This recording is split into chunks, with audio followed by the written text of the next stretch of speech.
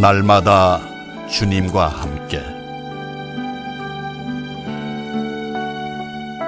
루터란 아호에서 보내드리는 말씀의 시간.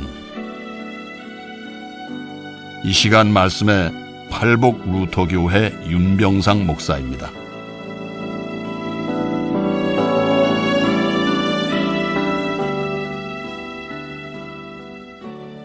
우리 주 예수 그리스도의 은혜와 평강이 성도 여러분 위에 충만하시기를 축원합니다. 팔복교회를 섬기는 윤병상 목사입니다.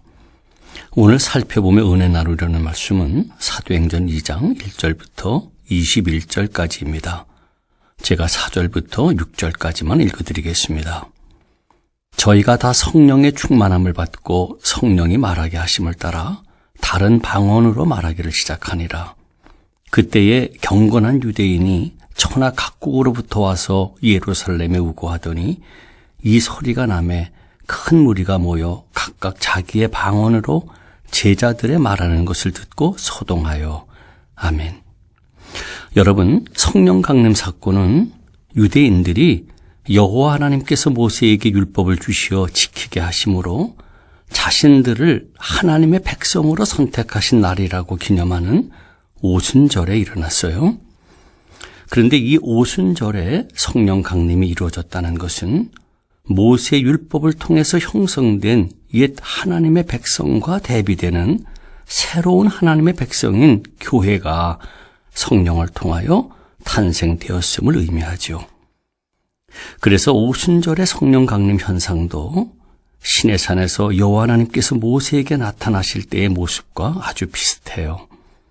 출애굽기 19장 16절에 보면 여호와께서 모세에게 나타나실 때 번개가 치고 천둥 소리가 나는 불 가운데 나타나시는데 성령께서 강림하실 때도 호련히 하늘로부터 급하고 강한 바람 같은 소리가 나고요.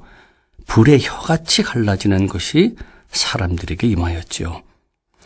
이런 차원에서 옛 이스라엘을 이끌었던 것은 율법이었다면 이제 새 이스라엘인 교회를 인도하는 분은 성령인 거예요. 이런 차원에서 성령 강림 주일은 이 땅의 기독교회의 생일이라고 할 수가 있죠. 사도행전 1장 4절부터 5절에 보면요. 예수님이 부활하신 후 제자들에게 예루살렘을 떠나지 말 것과 몇 날이 못되어 제자들이 성령으로 세례를 받을 것임을 말씀하시고 승천하셨어요. 이 말씀에 따라 제자들은 예루살렘에 돌아와 어느 다락방에 모여 기도에 힘쓰고 있었는데 모인 사람들이 약 120명 정도였지요. 그런데 오순절이 되었을 때 호련히 하늘로부터 세찬 바람이 불어오고 불이 혀같이 갈라지는 것이 모였던 사람들 위에 임하면서 성령을 충만히 받게 되었던 거예요. 그리고 그들이 여러 가지 방언으로 말을 하기 시작한 것이죠. 그리하여 오순절 축제를 지내기 위하여 천하 각국에서 예루살렘에 왔던 수많은 순례자들이 제자들이 하는 말을 제각기 자기들의 지방 언어로 들었던 것이에요. 베드로가 아람어로 말하는데 로마에서 온 사람은 로마 말로 듣고 에집트에서 온 사람은 에집트 말로 듣고 아라비아에서 온 사람은 아라비아 말로 듣게 되었던 거예요. 여러분 어떻게 생각하세요? 이것이 과연 가능한 일이며 객관적인 사실일까요? 사실 우리는 그날 일어난 일에 대하여 정확히 알 길은 없어요. 어쨌든 어떤 열광적인 상황 가운데 큰 감동이 있었으며 무엇보다도 이 사건으로 그날 예루살렘에서는요, 제자들에 의하여 많은 사람들에게 하나님의 말씀이 강력한 충격으로 선포되었던 것이죠. 이런 차원에서 오늘 우리는 성령의 언어인 방언이 어떤 성격인지 살펴볼 필요가 있어요. 우선 이날의 방언은요, 바울이 고린도전서 12장과 14장에서 말한 방언과 전혀 다르죠. 바울이 말하는 방언은 사람들이 알아들을 수 없는 방언인데 비해 성령 강림절의 방언은 모였던 사람들이 자기들의 지방 언어로 알아들었던 말이었어요. 그래서 바울의 방언은 사람이 아닌 하나님을 대상으로 한 말인데 비하여 성령 강림절의 방언은 하나님이 아닌 사람을 대상으로 한 말이죠. 예루살렘에 모였던 순례자들이 모두 자기들의 지방 언어로 들은 유일해적인 아주 특별한 말이었던 거예요.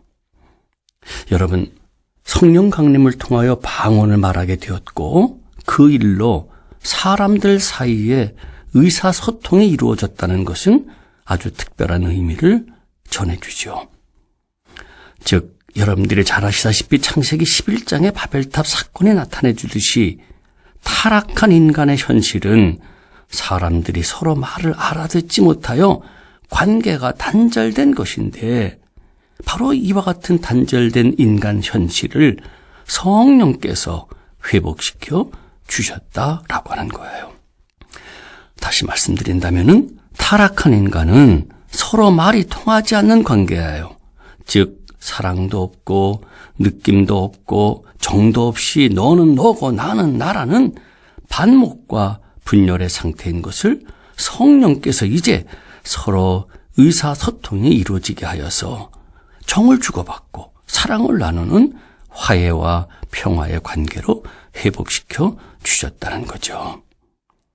하나님의 영이며 예수 그리스도의 역사를 이어가는 능력이기에 예수 그리스도를 통해서 이룩하고자 했던 사랑과 평화의 세상을 이제 제자들에게 충만히 경험케 하시어 이루어 나가시게 하신 거예요.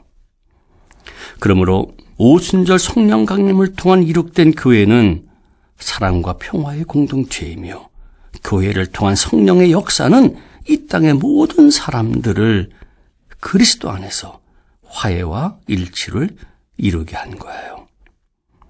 이것이 곧 사도행전 전체의 내용이죠.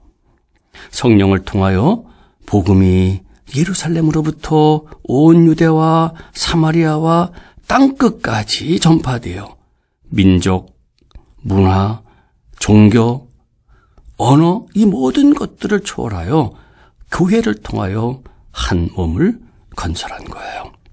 사랑하는 여러분, 이렇게 성령 강림으로 세워진 교회가 우리들이에요. 그런데 과연 우리들의 교회는 사랑과 평화의 공동체인가요? 혹 우리의 언어는 반목과 분열을 일으키고 있지는 않는지요.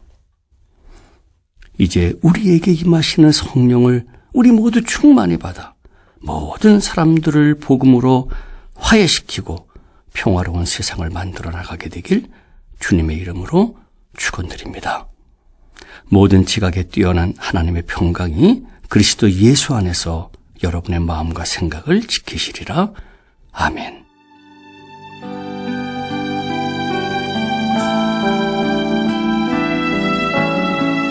날마다 주님과 함께 루터라나오에서 보내드렸습니다. 지금까지 말씀의 팔복 루터교회 윤병상 목사였습니다.